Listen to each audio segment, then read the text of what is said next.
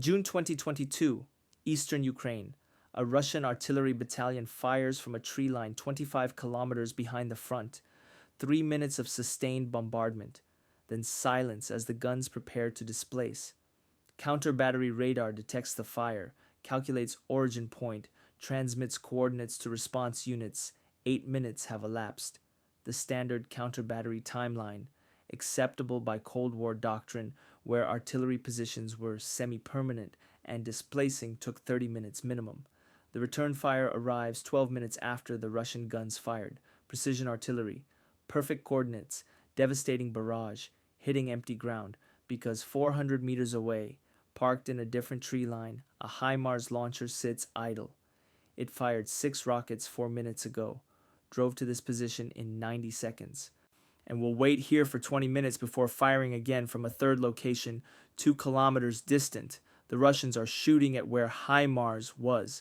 By the time shells arrive, the launcher is somewhere else, and by the time they calculate the new position, it'll be somewhere else again. This isn't artillery. This is mobile warfare applied to long-range fires, shoot and scoot taken to extremes, where the scoot happens faster than enemies can respond. And the reason it's deadly has nothing to do with the rockets. It's about what happens when launchers move faster than targeting cycles, when mobility becomes survival, and when being impossible to kill matters more than how hard you can hit. Let me show you why mobile launchers change battlefield mathematics, how shoot and scoot becomes shoot and vanish, and why the hardest target to kill is the one that's never where you think it is. The problem is counter battery fire, the fundamental rule of artillery warfare. If you fire, you die. Your muzzle flash reveals position. Radar tracks your projectiles back to origin. Enemy artillery calculates coordinates and fires back. The timeline is predictable. Detection takes 30 seconds. Calculation takes 60 seconds. Transmitting fire missions takes 30 seconds. Enemy artillery prepares and fires within 3 to 5 minutes. Shells arrive 2 to 4 minutes later, depending on range. Total timeline from your first shot to enemy shells landing on your position, 5 to 9 minutes. Traditional doctrine accepted this. Artillery fired from prepared positions with overhead cover and dispersion. Crews sheltered during counter-battery fire, and then resumed firing after the barrage ended. Attrition was accepted as inherent to the role. That worked when both sides followed the same doctrine. Fire, take casualties, fire again. The side with more guns and more ammunition won through grinding attrition. Mobile systems break that equation entirely. They don't accept counter-battery fire. They avoid it by not being there when it arrives. HIMARS, the High Mobility Artillery Rocket System, is the most extreme example. The entire system mounts on a 5-ton truck chassis. 6 rocket pods sits on the truck bed. Cab holds 3 crew members. Launch, drive away, reload somewhere else, repeat. The mobility specifications are absurd for an artillery system. Top speed, 94 kilometers per hour on roads. 0 to 60 kilometers per hour in under 30 seconds fully loaded. You can drive off-road through terrain that would immobilize traditional artillery, and the reload happens anywhere. The launcher doesn't need prepared positions, doesn't need support vehicles immediately adjacent, just needs flat ground and clearance behind for rocket exhaust. That combination means HIMARS can fire from a highway, a field, a forest clearing, or an abandoned parking lot. Location is temporary. Every firing position is used once, maybe twice, then abandoned for another spot kilometers away. Here's the tactical sequence. HIMARS drives to position A, stops, elevates launcher, fires 6 rockets in 60 seconds, lowers launcher, drives to position B 2 kilometers away. Elapsed time from first rocket to arriving at new position, 4 minutes. Counter battery radar detected the launch, calculated origin, transmitted coordinates. Enemy artillery fired back. Shells arrive at position A 8 minutes after HIMARS launched. HIMARS has been at position B for 4 minutes. It's either firing again from there or already moving to position C. The counter battery fire hits empty ground. The enemy wasted ammunition, revealed their own position, and accomplished nothing. And because HIMARS fired from position B, counter battery radar now has 2 separate firing locations. The enemy doesn't know if these are 2 different launchers or 1 launcher moving. That uncertainty complicates targeting and forces them to divide counter battery resources. If HIMARS fires from position C 15 minutes later, the enemy now tracks 3 locations and must assume 3 separate launchers. Except it's still the same launcher, just moving faster than they can kill it. The conventional artillery comparison is stark. A traditional towed howitzer requires 30 to 45 minutes to displace. Unhook from the towing vehicle, limber the gun, stow equipment, drive to new position, unlimber, re-level, prepare for firing. In that 30 to 45 minutes, counter battery fire arrives and kills everyone. Staying means death. Moving means not firing. The tactical dilemma is unsolvable. Self-propelled howitzers are faster but still constrained. Displacing takes 10 to 15 minutes. Better than towed guns but still within counter battery timelines. They can sometimes escape if they displace immediately after firing, but they're racing against shells already in flight. HIMARS doesn't race. It's gone before the race starts. The counter battery timeline is 8 to 9 minutes. HIMARS displaces in 4 minutes. The margin isn't tight. It's comfortable. The crew isn't rushing. They're following procedures at normal pace and still leaving before return fire arrives. That margin is psychological advantage. Crews know they're safe. No stress about incoming fire. No casualties from counter battery. Morale stays high because the mission is dangerous but survivable. Compare that to artillery crews who know they're likely to die eventually. That every fire mission increases probability of getting hit. That survival is statistical. Most missions succeed, but some end in death. HIMARS crews in Ukraine have operated for 18 months with near zero casualties from counter battery fire. Not because enemies aren't trying, because the trying arrives after HIMARS is gone. The logistics are equally mobile. HIMARS doesn't need ammunition dumps adjacent to firing positions. Resupply happens at dispersed locations away from the front.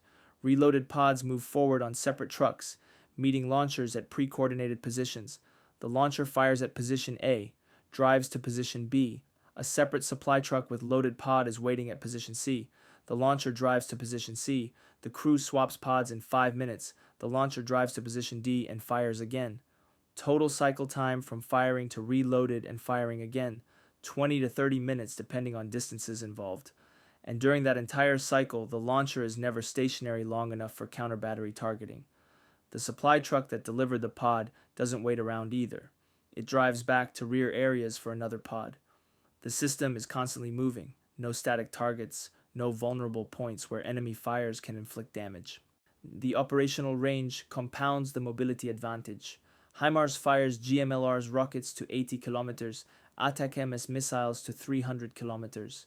That range means firing positions can be 40 to 60 kilometers behind friendly lines, well outside enemy artillery range. The launcher is never within range of counter-battery fire from conventional artillery.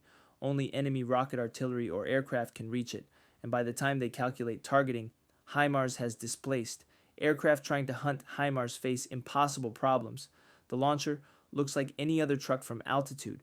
It parks near tree lines under camouflage or in urban areas where distinguishing military from civilian vehicles is difficult, and the firing signature that reveals position only lasts 60 seconds. An aircraft would need to be overhead, looking at exactly the right location. During that brief window, by the time aircraft respond to radar detection, HIMARS is 5 kilometers away, looking like any other truck convoy. Russian forces in Ukraine have devoted substantial resources to hunting HIMARS. Drones, aircraft, signals intelligence, electronic warfare. The kill rate is essentially zero, not because they aren't trying, because HIMARS is too mobile to target effectively. That survivability is strategic impact beyond the rockets themselves. Each HIMARS launcher fired hundreds of missions over 18 months. A traditional artillery battery would have been destroyed and replaced multiple times in that period. The force multiplication is exponential. One HIMARS equals the firepower of multiple artillery batteries because it survives long enough to conduct missions those batteries would die executing. And the crew experience accumulates. The same crews operate for months, gaining proficiency that improves accuracy, reduces mission time, and optimizes tactics. Traditional artillery has constant crew turnover from casualties. Institutional knowledge is lost. Proficiency remains moderate. HIMARS crews become experts because they survive long enough to learn, and expert crews are substantially more effective than adequate crews. The tactical flexibility is unrestricted by geography. HIMARS operates from paved roads, dirt trails, open fields, forests. It crosses bridges, fords shallow rivers, and climbs grades that would stop heavier vehicles. That all-terrain capability means positioning is determined by tactical advantage, not terrain constraints. Traditional artillery requires accessible positions with stable ground for gun platforms. HIMARS requires only drivable ground and exhaust clearance. Fire missions can happen from locations enemies assume are impossible for artillery: a narrow forest trail, a residential street, a construction site. HIMARS drives there, fires, drives away. The enemy receives fires from unexpected directions and struggles to predict future firing locations. That unpredictability is defensive advantage. If enemies can't predict where you'll fire from, they can't pre-position counter-battery assets, can't patrol likely areas, can't establish observation posts watching probable locations. The entire battlefield becomes potential firing positions. Enemies must defend everywhere because threats can emerge anywhere. That dispersion of defensive resources reduces effectiveness everywhere. The ammunition variety adds another dimension. HIMARS fires standard GMLRS rockets with 200-pound warheads. It fires guided GMLRs with GPS precision to single-meter accuracy. It fires ATAC-MS missiles with 500-pound warheads or cluster munitions. It fires whatever the mission requires, and it switches ammunition types between missions. Fire precision GMLRS at a headquarters. Reload with cluster ATACMS for an ammunition dump. Reload with extended range GMLRS for logistics nodes. Traditional artillery batteries are type specific. Howitzers fire shells. Rocket artillery fires rockets. You need different units for different missions. HIMARS is multi-role, firing precision or area munitions depending on target type. That versatility means fewer launchers needed for equivalent coverage. One HIMARS services multiple target types. 3 traditional artillery types would be needed for equivalent capability. The force structure efficiency is dramatic. Ukraine operates 20 to 40 HIMARS launchers. Those launchers have strategic impact disproportionate to their numbers because they're always available, always mobile, and always firing from unexpected positions. Russia operates hundreds of artillery systems. Many are destroyed by counter-battery fire. Many are immobile and vulnerable. The survivors fire far fewer missions because survival requires limiting exposure. The exchange ratio favors mobility. 20 mobile launchers surviving 18 months fire more total missions than 200 static launchers where half are destroyed within 6 months. And the targets matter. HIMARS precision enables striking headquarters, ammunition depots, logistics hubs, air defense systems. High-value targets that traditional artillery can't hit accurately or can't reach due to range limitations. Russian ammunition depot destructions numbered in the dozens. Each detonation destroyed millions of dollars in munitions and degraded Russian fire support capacity. HIMARS destroyed more Russian capability through precision strikes on logistics than conventional artillery destroyed through volume of fire. That targeting efficiency is another force multiplier. Every HIMARS rocket is likely to destroy something valuable. Traditional artillery shells have lower hit probability and often target dispersed forces where effect is less decisive. The international adoption reflects confidence in the system. United States, Romania, Poland, Jordan, Singapore all operate HIMARS. More nations are procuring it. The mobility and survivability create demand from any military facing counter-battery threats, and the system is relatively affordable. Each launcher costs approximately $5 million. The truck chassis is commercial with military modifications. The launcher mechanics are simple. Maintenance requirements are modest compared to tracked, self-propelled guns. Operating costs are low. HIMARS runs on standard diesel. Parts are widely available. Training is measured in weeks, not months. Crew requirements are 3 personnel instead of 6 or more for traditional systems. That affordability enables quantity.